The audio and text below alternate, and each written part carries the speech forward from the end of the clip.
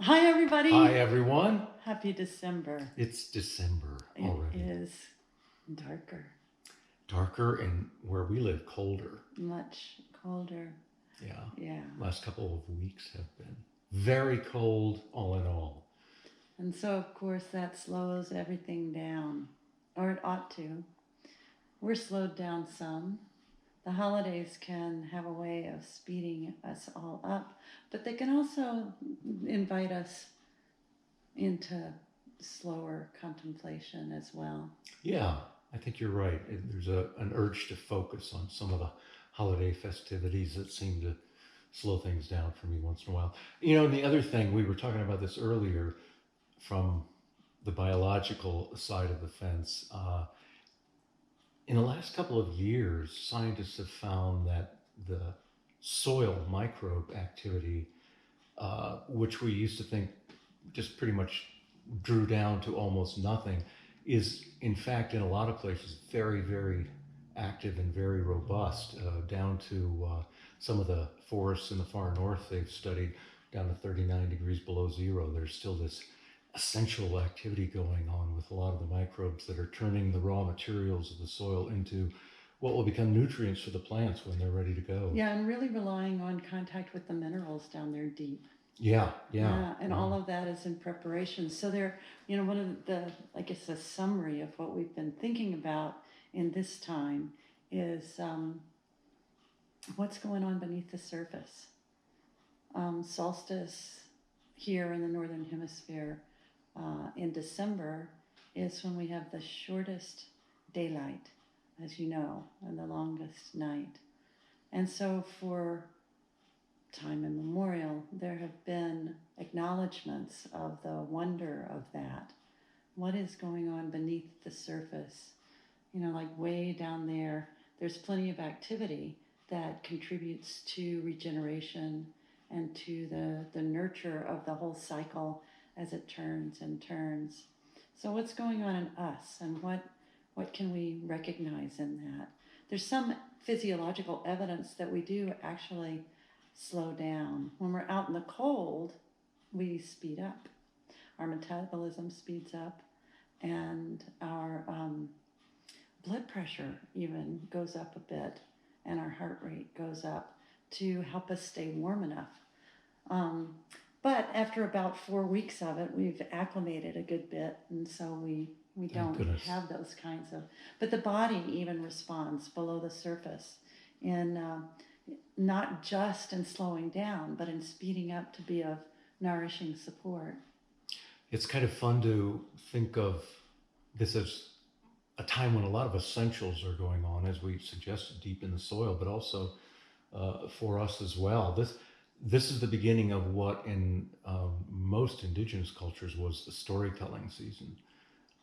And on one hand, you could say, well, that's probably because days were shorter, people were gathered, keeping warm around the fire. That's true, but I think maybe that some of those stories were given place at a time when there was room for contemplation and there was room for internal movement based on the wisdom of the tales being told.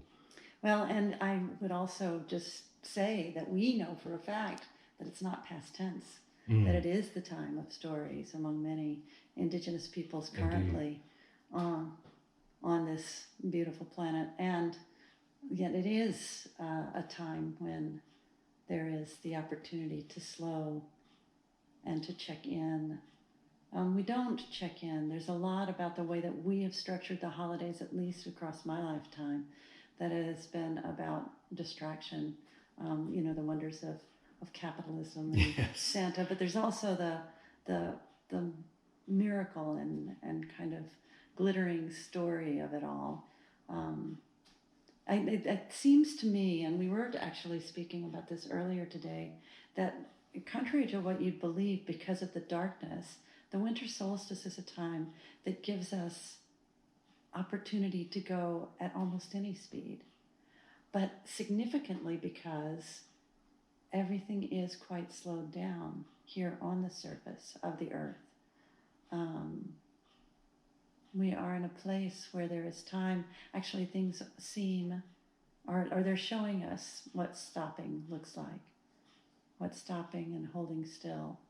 The falling snow stops when it gets to the ground and it holds still and sparkles there. And so, what are there? What is there? I go all poetic on all of this stuff, which is a way to go. You can check out poetry about this season and what is still, and what is the ache, and what is the loneliness, and what is the togetherness and the assembly of things. Even in the wintertime, there's a lot of collaboration going on out in the natural world. Yeah, I think this urge for metaphor and story is part of the storytelling urge that comes around this time of year. And those microbes we were talking about earlier that still manage to keep going at 39 below, they do that by making sure they essentially alter the chemistry around them and within them to a point where it has either more salt or more sugar, and so they can keep going. So again, turning to metaphor, what will we do to keep the essential things going and warming, keep the weave going in this time? Yeah. Yeah, one of the things that we will be looking at as we move towards the deep dive, which is going to be on the 13th of December, Tuesday the 13th, at 6 o'clock Mountain Time, is this experience that's become articulated here over the recent decades as seasonal affective disorder, the SADS thing. And when I moved from Texas to Oregon, that's the first time I started hearing about it. Maybe I'm sure it was online before that, but I'm curious about that, the extent to which it is an interpretation that we have placed on slowing down, and the extent to which it really is an adjustment that happens within neurobiology, neurophysiology, that makes it so that the experience is one of depression when the seasons are when we are in this very dark season. So that's something that I'm curious to look at prior to that conversation. Yeah, that's a very interesting point. How we would interpret what is a normal ebb and flow of hormone, energy, all sorts of things, which happen every year.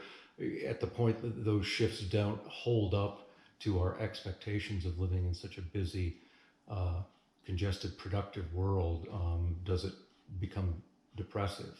And so, yeah, we'll be talking about that. To what extent do we construct that? Now, this is not to doubt or to place any diminishment on the experience of depression. It is a real experience, and it's a curiosity to me of how frightened have we been socialized to be of the slowing, of the quiet, of the dark. And I have had a lot of socialization to the hungry ghosts come out in the dark, in the middle of sleep. Many of you may be familiar with that. So there's a lot to investigate here in this quiet time. What is in there? What is there to learn? And what, when we look outside in the light or in the dark, is there in the natural world to guide us through this turning of the solstice back toward the light, this rebirth of light in the experience of humans in the Northern Hemisphere? Yeah, and another thing I'd like to talk about in the deep dive is this is a time of year where I tend to try to stand back and beyond just the obvious things that are going on that are good in the world in favor of us building or rebuilding our relationship with the natural world. There really are lots of things, quiet things going on right now, and will be, of course, all winter long around the world. Some wonderful things. They've just discovered that the black puma in Sri Lanka is not extinct after all. Several fish have also been discovered that were thought to be extinct. There's lots of protection going on for the koalas right now in Australia. So there are some essentials going on to, again, rebuild that relationship with the natural world and hopefully have a better, more sustainable future. And that's, I think that's a good thing to touch this time of year.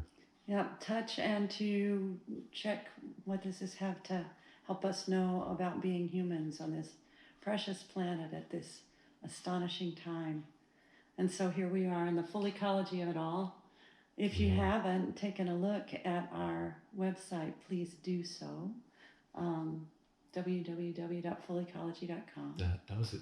And then being in touch with us. At connect@fullecology.com. Right, right. And please do check out, we may be in some flux around our offerings on the retreats, so watch the newsletter. If you haven't subscribed, drop us an email or go to our website and just put your name in to subscribe for our newsletter. And track those retreats to see if that's something you'd be interested in, and please be in touch with us about that. Those are going to be at the summer solstice, or right around there. Yes, right, in right. mid and late June. All right. So we'll see you at the deep dive on the 13th. That's Tuesday at 6 o'clock Mountain Time. And have a really wonderful holiday season. The times have been challenging, at least lately. And it is good to drop into the quiet of these times and to investigate what's there for you. And when we see you again on the next update, the light will be growing, will be increasing. Yeah. So we'll be on the other side of solstice. Yes. So when we do the January update next month. Yeah. Great. Happiest of holidays. Yeah. Look forward to seeing you soon. Best of everything to you and yours. Bye. Bye for now.